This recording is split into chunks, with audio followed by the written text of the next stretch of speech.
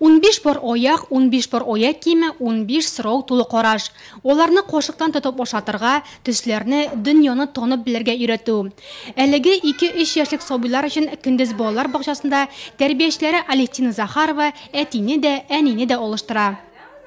И Тима Наталья, она любит играть. Дружит с нами и проводит праздники.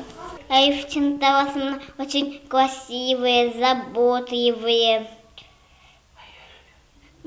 Моя любимая. Алевтина Захарова 9 ел Светлячок балалар бакчасында эшли. Бик иҗади шәхес диләр аның турында. Гипстан сыннар, салфеткалардан чәчәкләр ясый. Әтиздән әлеге шөгылен жюри агзаларына да өйрәтәчәк ул. Алевтина быел Нечкәбил республика конкурсында Нурлат донын яклаячак.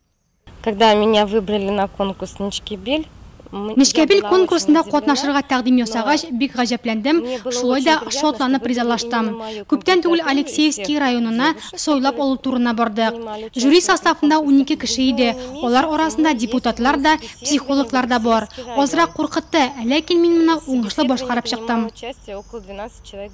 Нечкәбилгә Алевтина чәчәкләр оазисы дигән программа әзерли. Төп герой әлбәттә балалар. Незнайка, астроном, кнопочка, бакчачы. Конкурсның төп шарты өстәл әзерләү. Онда Алевтина жюрины кобактан ясалган пирогы белән шаккаттырмакчы. Конкурс называется «Оазис цветов», потому что Чәчәкләр оазисында икенче төрле балаларны чәчәкләр белән тиңлим.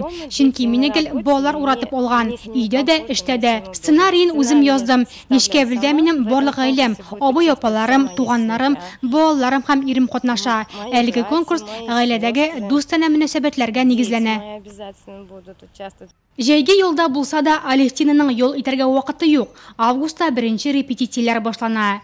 Инде сентябрь аенда Чәчәкләр оазисы Казан сәхнәсен яулаячак.